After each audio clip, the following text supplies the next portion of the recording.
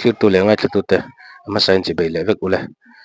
ti chuan ka video te bullet ranga top thleng ami lo clear chu sak le turin ko ina kan ron dil ma sa vele a ti chuan in news dang enge mo kar neu a kan ron post tam ta a tun tum chu mi zo dom doi tha kan ria tang ang kan sei thina a then chuan in an mang tangkai viawa kha then chu dam pui te pawh kan awma a lo mom ka tia keima tan ngei pawh hian ti chuan tun tum chu zeirum te teivuk mi ti te khuang khi te heng hi tangkai na kan taksa tan tangkai na a that na ani deuh ber zawk chu kan ron sei lenga ti chuan in ama sabera hianin thana kalpo kal tha thei lo tan thu lo mom thei thalaki kan hmunga kol dai par var chi tia hei hi kg khat thi tui liter ni ni chu manga ala lum that line I thana lai kha ingam to ka sai ni de panga ti chon ni tin voitum de turania tuidanga tleu khera ngai lo ni chu kan se donia aba de topa tikanin alun lem lo wangin hei anin de te chu kan re tiam vekanga tikan da ro top chu chu a thok don ani melber chu ti chuan ke kal thei to lo tiang le zak do kal te po analai hi voi nge mozat an de pa an dam pui ani ron tia chuanin thubel an na po par po hi de nan mai tur a thalu to ke an tia ti chuanin abi ka soyom lem lowa par emo an na emo ti kha om lowa a par le na po chum pol thei vekani chu ti chuan hei thlala ka ngan muanga anna du riawa ketin lu thi hei en kol dani ka video masa pokan upload to a kan hre deuh vekanga purun sen ka kha tha em a anti boka chuanin tin lut en kol dan hi ketin lut hi anna du re khop me en kol dan kan tar lan tur hi a hawang reng ko pa ma se anat lo baka alut le to ngai lo tin zia ka da oma chu baka moi takin tin ron om le the tia kan han da chuak don ani ti chuan adam doi hi a hran pa a le ngai lo mun la taka om po ni lo a chauka mai om ani a tu te po in ol sam taka man the ani a chu chu kan nei thin chi hi ani chuan ketin lu ta chuan in chi tlem phul tur tuya kut jung chal chi a chi chu far keu keu tur ani a tui far tam chuan chi kha a tleng fai dona chi tui ral thei tur tok tleng fai tham si lawa tui far tur ani ti chuan tuam po tul lowa khatia da mai tur kha ni a nai ala ni point sor lo tur ani chu tiang chuan in ni khata voi nga vel ti tur ani ni thum na chuan in tin lut phul na vun chhia chu alo ka wanga ti chuan ana to don lo ani vun chhia lo kau chu I hlep thei tonga ana to mi alawang thataka tin omle turin chongkar khata voi khat ti thin tur ani chon tia that mel kop mai purun sen po kha kan re ti manga ma ka karon post to tho kha purun sen that zia ka purun sen te ka mo khang te po kha kan na rebek tonga video ka highlight mai ula ol sam le zuala purun sen te pe ka chu ti chuan hei hi thalaki kan mo then jo kan thele ngal deuh vekang wang vat lo kan ti khania ring uam dam toy hi tak deuh leking wang vat lo hi chum la ring uam lai khat thak re thak khopin chuanin chi chu wang vat lo I chum na tui khan I dep don ani ti chuan ama wang vat lo vek hi inoi samanga in noi thei bok ani ti chuan adam mayang chuan hei dong ania hnim chi khat hindi in kan sara an ti khania nam doi ta na that na te a hna le a kung noi soma a tui sor tianga hianin an hmanga pakhat na chuanin vun thak chi hrang hrang te ania ngei vun tak po chi hrang hrang awma kan Facebook a kan luta kan hmu theuh thina helai hi ngatin emonin te koi lai mo a bol dan te a thak dan te ka ting khai nang lo thin ni ka tiang vun thak chi hrang hrang a khanin a tha an tia ti chuan panina chuanin kang hei thilsa a dip emo tel sai na per mai sai na ti palang chi eng poni se khoili le pana an ta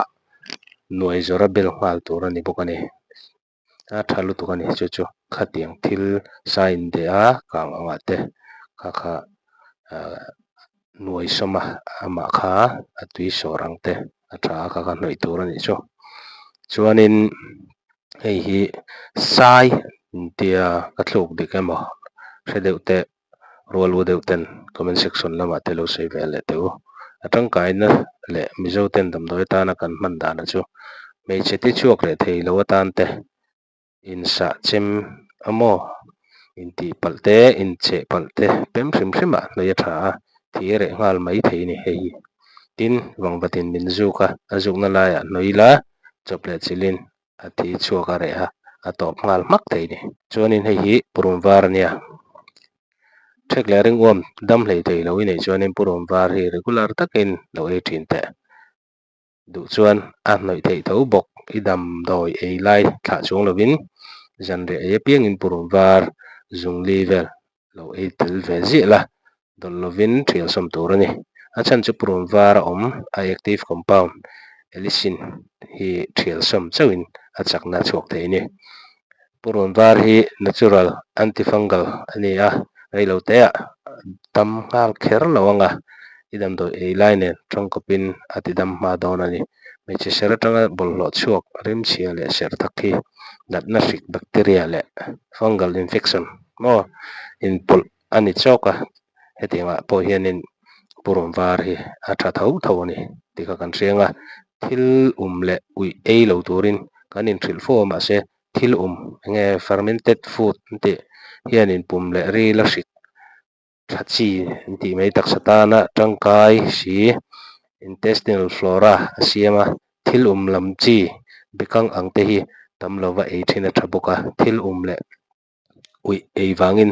ser arim chengot thei lo ti kan hre bawk dawn nia artui ania bulmik hi thingfang hma nu nun ti kan ta mei chidam noi tha tia nu nun thingfang hma el hi hei thlalaka kan hmu ang hian izai anga a chhip hi maw amu i hi-fi anga amu somhnih vel bang turin i dang chuanin zo artui ti kenga nu hnun chhungah i va thunang chuan nu hnun chu i zaina chung lam khan i chhin phui lenga tuna thlalaka kan hmu ang hian a hu a chhuah lo nan a hnai le tlaklin i char phui anga bela i dah hnuah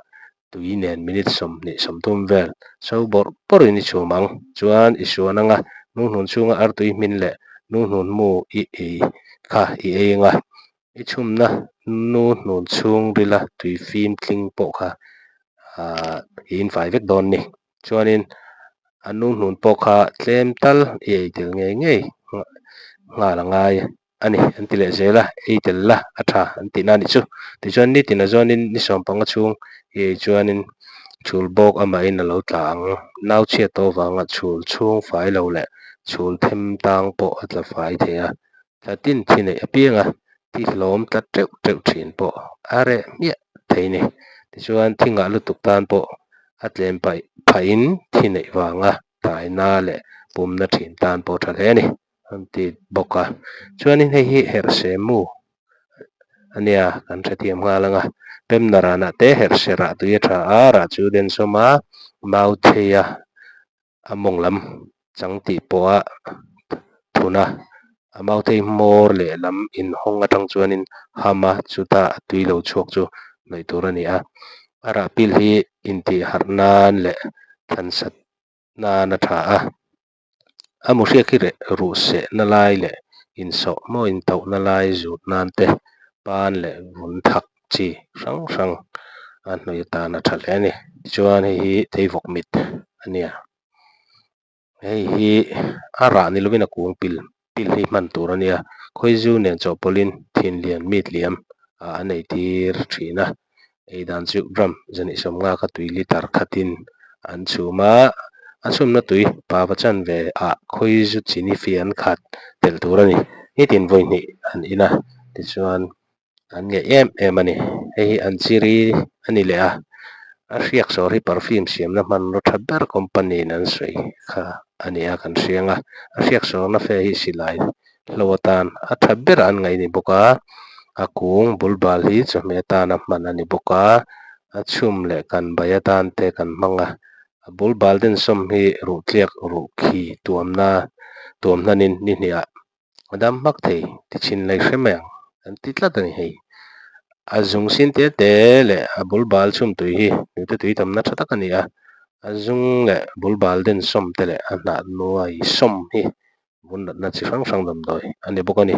a zung chum tui in hi mitliam dam doi chak tak ani tlat mai a tichuanin a hna hring chum tui hi in hi nau nei ol sam na dam doi tha tak ani bawk ani a zung da ro hal khu hi influenza om na ben von dam doi tha tak ani bawk a zung a bul tui sawr hi benkhera thlorila voi ni kata dam ngal mai thei bawk a bul den som tui sawr hi tur nei chi sia khoi hnoila dam doi tha tak ani bawk a hna a kung a bul ro hal khu a thosi le vai mi te nom thei lo an ti te tlat bawk ani thosi mu tan a tha hle nin tia chuanin hei khuang thli ni ta ni khuang thli thatna pakhatna chuanin thlokna a zik hnuai sawma a tui hnawih a in bawk tur ani pahnihna chuanin tonsilna a zik chawr no thial sawma ei tur a tui te pawh lem tur ani pathumna chuan khawi hli awm tan tirah hianin khuang thli zik no leh thei tat hnai leh bel mang chawhpawlh a hnawih hianin a kir leh mai thei chuan palihna chuanin vung engtianga vung nge lo vung ngot nge tih hriat loh hetiangah hianin a hna no hi an chhuma an in bawk thin ani chu hei hi fanghma ni a hna leh a kung tui sawr hi ti hrian sang tan a tha hle a zung chhut som tui sawr in hian kaih tan a tha hle bawk ani chuan cher nan a rah hi zingah chaw ei lo in han eila taksa ti cher thei e an tia tichuan effect a awm lo ani chuan a pil hei hianin vun a ti mam thei a bel emaw hnawih emaw tur ani chuan a tawp ber tan hei zeirum damdawi atan kangah a kung pil chhum tui a sil a tha sernung a awm lo chuan hliam pemah a kung pil sawr a ngaih hle a dam hma bawk a panchhia pandam thei loah te an hmang thin ani santen leh kawtthler loah te a tha ve ve a hna leh pil chhum tui in a tha ve ve bawk ani hmai duk tan a pil tak deuh hlek a chhum a chumi tui chu ni khatah no khatin voi ni in a tha bawk ani.